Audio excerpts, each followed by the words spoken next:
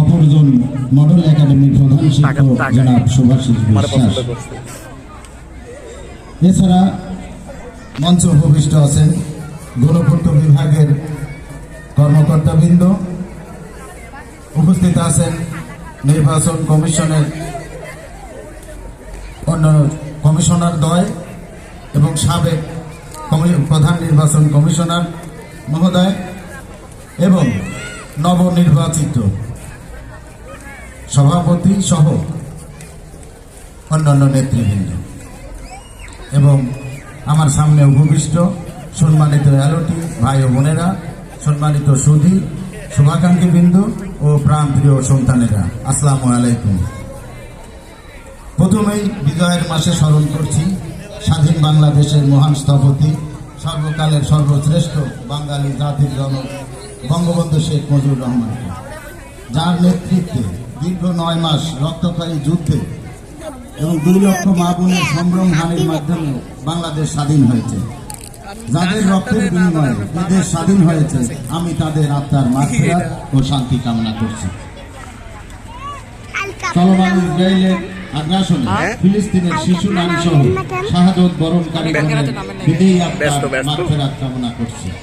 আমি কালকে 11টার সময় নামছিলাম, রাত 11টায়, কল্যাণ সমিতির প্রতিষ্ঠা 12:30 পর্যন্ত ছিল। যে সমস্ত কর্ণধার বিভিন্ন পদে জড়িত থেকে কলোনির উন্নয়ন ও সৃজনশীল কাজে অবদান রেখেছেন, তাদেরকে জানাই সশ্রদ্ধ সালাম ও শুভেচ্ছা।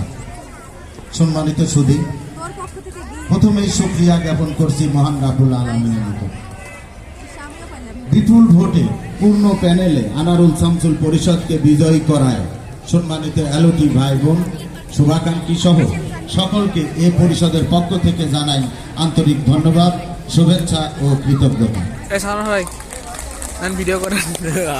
উপস্থিতি পাইকপাড়া সরকারি কলোনি বিধায়ক কল্যাণ সমিতি একটি অরাজনৈতিক কল্যাণমূলক প্রতিষ্ঠান।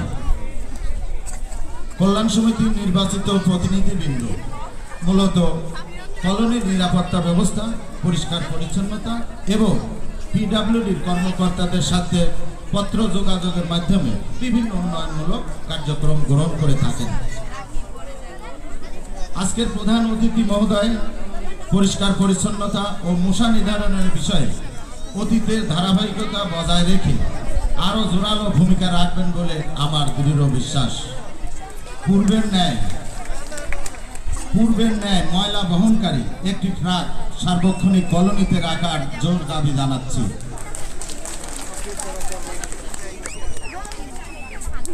ঢাকা উত্তর সিটি কর্পোরেশনের আওতাধীন আমাদের ডি টাইপ কলোনি, তাই কাউন্সিলর মহোদয়ের কাছে আমার আরেকটি দাবি, আপনার নির্বাচনী এলাকার অন্যান্য রাস্তার ন্যায় ডি টাইপ কলোনির রাস্তায় রোড লাইট স্থাপনের জন্য।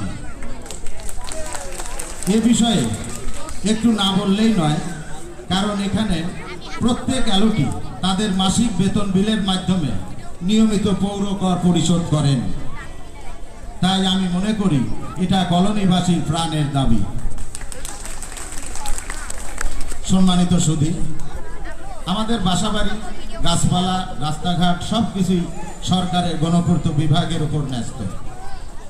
আমরা পাহারাদার মাত্র, অর্থাৎ পিডব্লিউডির সম্পদ আমরা পাহারা দিই।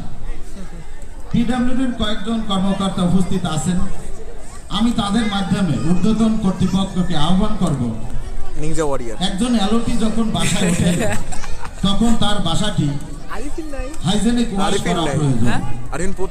কারণ পূর্বের এলওটি আসবাবপত্র সহ মালামাল সরিয়ে নিলে বিভিন্ন স্পট বা কালো দাগ পড়ে বাসাটি নোংরা দেখায়, যার কারণে হাইজেনিক ওয়াশ জরুরি। বিভিন্ন বাসার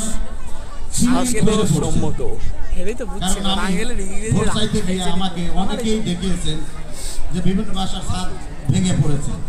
অনেকেরই মানে ছেলে মেয়ে নিয়ে খুবই ঝুঁকিতে আছে, যে তারা হয়তো ঘুমায় আছে, দেখা গেল যে বড় একটা সাপ তার গায়ের উপর পড়ল, এরকম একটা ঝুঁকিতে আছে।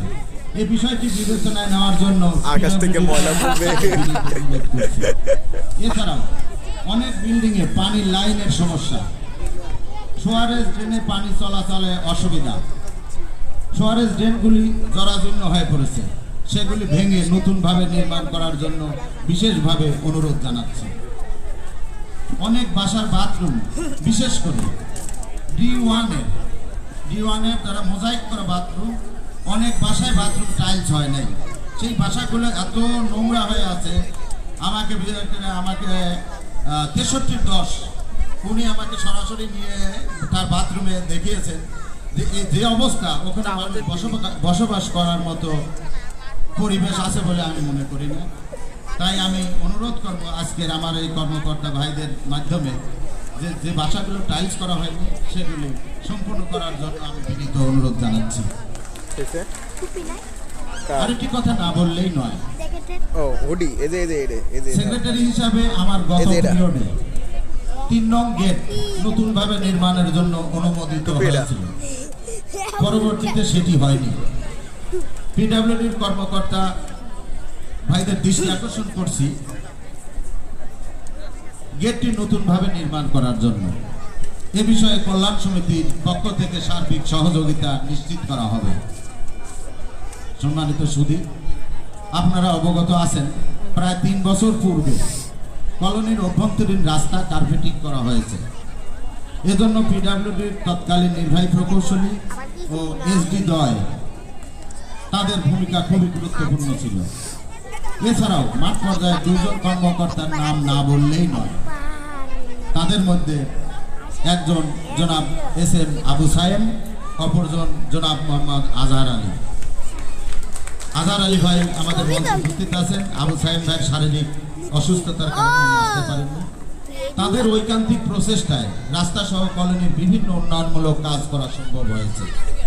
এছাড়াও মাঠ পর্যায়ের অন্যান্য কর্মকর্তাবৃন্দ যেমন মামুন ভাই, আলম ভাই, শাহজাহান কবির ভাই, রফিক ভাই, তাদেরকে কলোনির যে কোনো সমস্যার কথা বললে তারা চেষ্টা করেছেন সমস্যাগুলির তাৎক্ষণিক সমাধান করার। এজন্য তাদের প্রতি আনারুল শামসুল পরিষদ কৃতজ্ঞ। বর্তমানে এই পরিষদকে সম্মানিত এলটি ভাই বোনেরা নির্বাচিত করে কল্যাণ সমিতির দায়িত্ব প্রদান করেছেন। আমি আশা করব পিডব্লিউডির সর্বস্তরের কর্মকর্তাবৃন্দ কলোনির উন্নয়নের স্বার্থে আপনাদের আন্তরিকতা ও সহযোগিতা অব্যাহত থাকবে।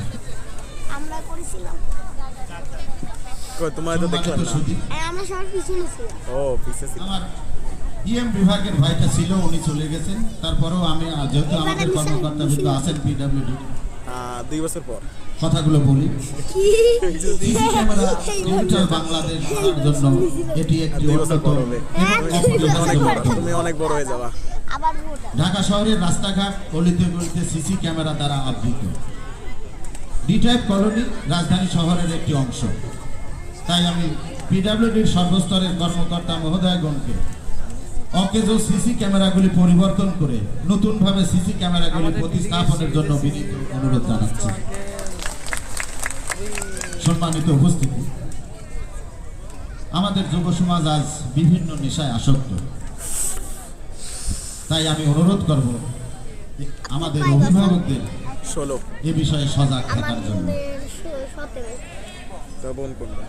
সম্মানিত এলটি ভাই বোনেরা, বারবার আপনাদের আনারুল শামসুল পরিষদের সদস্য